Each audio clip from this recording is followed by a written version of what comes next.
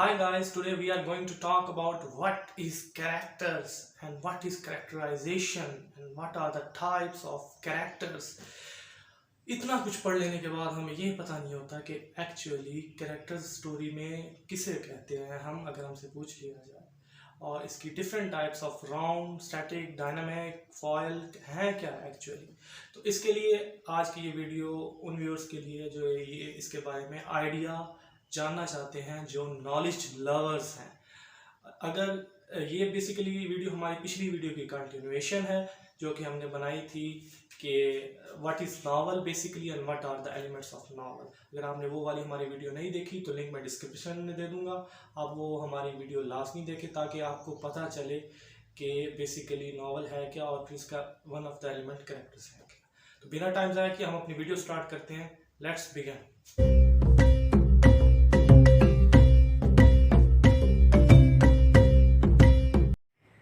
So let's talk about what is character.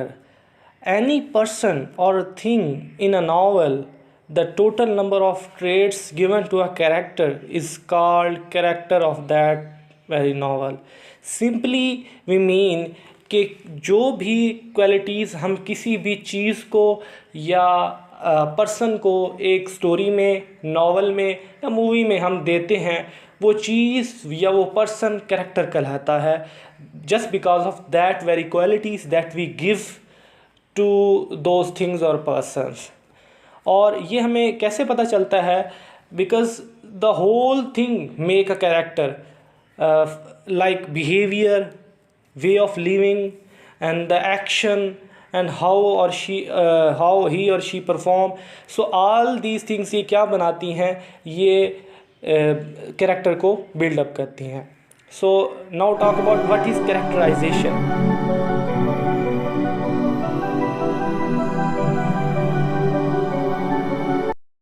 So characterization mean a method an author uses to reveal the traits of a character. मतलब ये simply कि जो author method use करता है किसी भी character की जो कैरेक्टरिस्टिक्स हैं, खसूसियात हैं, उनको रिवील करने के लिए, उस मेथड को हम क्या कहते हैं? कैरेक्टराइजेशन कहते हैं। There are two types of characterization. Novel, movie, story जब भी हम पढ़ते हैं तो दो टाइप्स ऑफ कैरेक्टराइजेशन होती हैं वहाँ। कौन कौन सी? First one is direct characterization and the other is indirect characterization. The direct characterization means the author tells the reader directly what a character is like. हमें स्टोरी में, नॉवल में शुरू में ही या एंड में, स्टार्ट में ही जो ऑथर है वो बता देता है, जनाब ये जो कैरेक्टर है बेसिकली ये किस पोस्ट से ताल्लुक़ रखता है, कौन सी ज़िंदगी गुजारता है, देहात में रहता है, शहर में रहता है, मेल है, फीमेल है, और कॉस्ट्यूम कौन सा पहनता है, उसके रिश्तेदार क्या हैं। तो हमें डायरेक्टली टू द पॉइंट जो है ना ऑथर हमें बता रहा होता है। लेकिन indirect characterization one of my favourite, वो ये है कि in this characterization the reader must infer what the character is like based on the evidences the writers gives अस।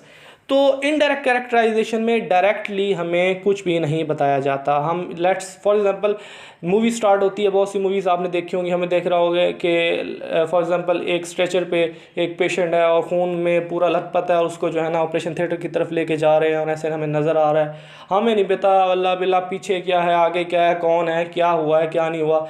जैसे ही ऑपरेशन थिएटर में जाता है थोड़ी देर बाद हमें पता चलता है अच्छा ओह इसका एक्सीडेंट हुआ था, वो डॉक्टर बता रहा होता है। फिर हमें पता चलता है ओह उसके रिलेटिव आते हैं, वो पता चलता है वो जनाब कोई बिज़नेस क्लास फैमिली से ताल्लुक़ रखता है, बड़ा कोई अमीर बंदा है वो है जनाब। फिर हमें पता चलता है जनाब वो कोई उसके बहन भाई भी हैं, उसका प्रोफेशन ये है। अच्छा, तो इस तरह हमें फिर क्या होता है, हमें एविडेंसेस के थ्रू, यानी कि जो एविडेंसेस हमें वो स्टोरी में दे रहा होता है ऑथर, हम उसके थ्रू पता लगाते हैं कि ये जनाब जो करैक्टर है ये बेसिकली है क्या। इसको कहते हैं इनडायरेक्ट कैरेक्टराइजेशन, जो हमें थोड़ा सा तजस्सुस में रखता है और इसी से ही जो फिर हम स्टोरी को पढ़ते हैं, ओह बहुत अच्छी स्टोरी है।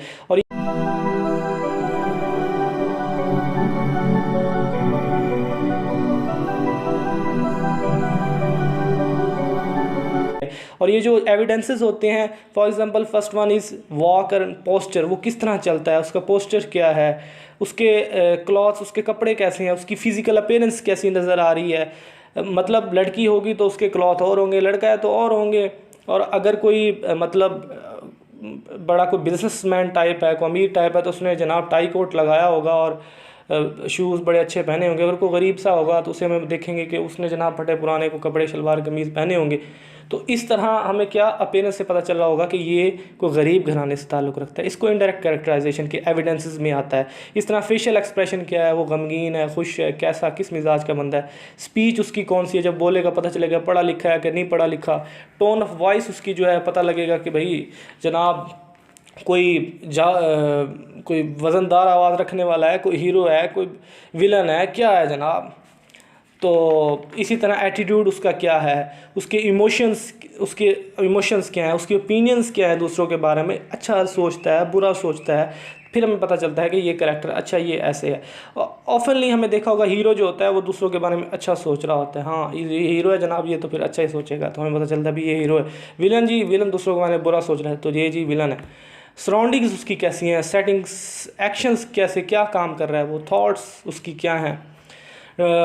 तो ये तमाम चीज़ें हमें एविडेंसेस देती हैं जिसके थ्रू हम इनडायरेक्ट कैरेक्टराइजेशन जो कि ऑथर ने कर रखी होती है एक नावल में, स्टोरी में, मूवी में, तो हमें पता चलता है जनाब कि ये जो है फ़लाँ कैरेक्टर ये विलन है, ये हीरो है, ये उसका बाप है, उसका बेटा है। तो इस तरह हमें तमाम चीज़ों का पता चलता है।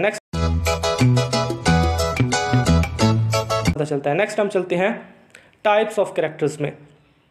तो टाइप्स ऑफ कैरेक्टर्स में protagonist, antagonist, flat, round, static, dynamic, foil and parallel. Oh confuse ना हो, हम एक एक समझते हैं और इसको थ्रू एग्जांपल समझने की कोशिश करते हैं। प्रोटैगनिस्ट जो होता है जनाब, ये जनाब मेन हीरो जो हमारा होता है उसको हम कहते हैं प्रोटैगनिस्ट।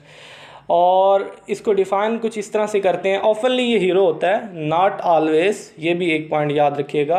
प्रोटैगनिस्ट जो होता है वो the main character, person, animal etcetera जो भी, who is force to deal with the conflict created by the antagonist often is the hero. अब ये एंटैगोनिस्ट जनाब होता है विलन, यानी प्रोटैगनिस्ट वही होता है जो एंटैगोनिस्ट यानी कि विलन के साथ जिसका कॉन्फ्लिक्ट होता है, झगड़ा चलता है, तो उसे हम प्रोटैगनिस्ट कहते हैं। इसी तरह एंटैगनिस्ट क्या हुआ, समथिंग और someone in conflict with the protagonist is called antagonist. जो जनाब फिर प्रोटैगनिस्ट के साथ जो मेन जो कैरेक्टर के साथ जिसका लफड़ा होता है उसको क्या कहते हैं, एंटैगनिस्ट कहते हैं। और मोस्ट ऑफनली वो विलन ही होता है, ठीक है, नॉट ऑलवेज। इस तरह थर्ड वन फ्लैट कैरेक्टर्स जनाब, सिंपली अगर मैं आपको बताऊं, ये वो कैरेक्टर्स होते हैं जिनके बारे में नॉवल में, स्टोरी में, जो फिक्शन होता है उसमें थोड़ी सी डिटेल बताई गई होती है, ठीक है, तो उसे हम कहते हैं फ्लैट कैरेक्टर्स हैं।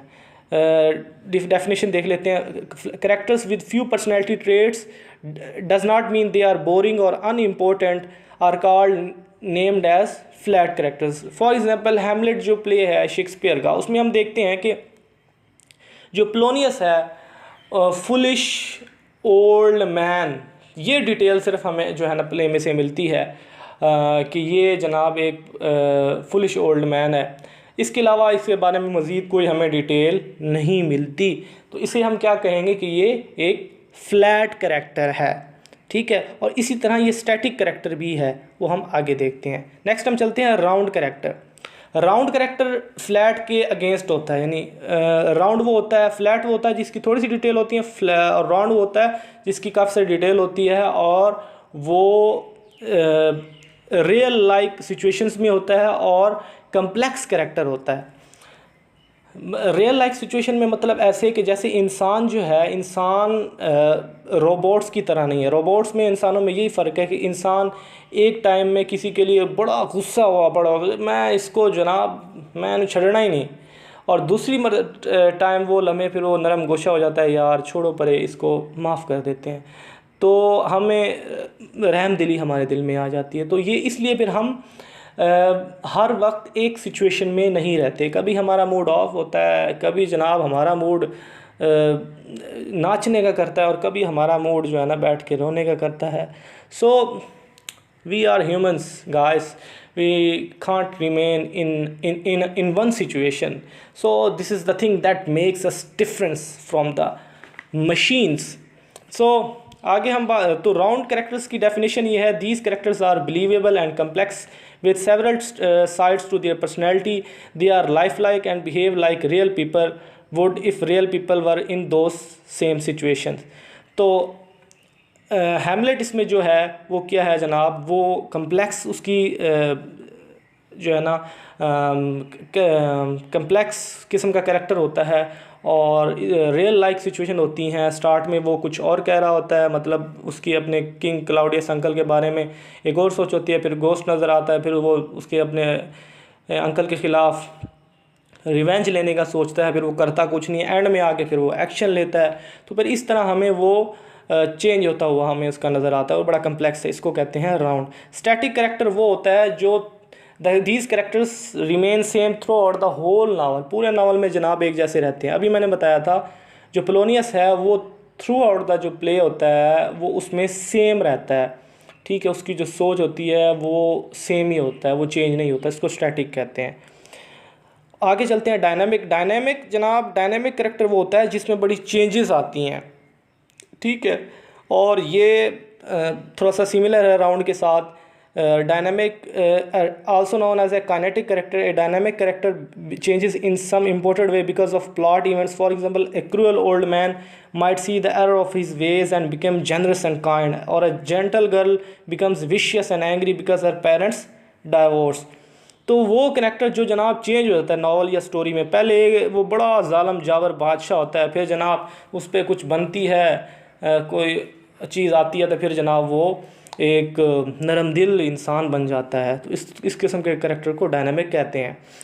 And Hamlet is not the exception, he is also a dynamic character in one of the most famous play by Shakespeare.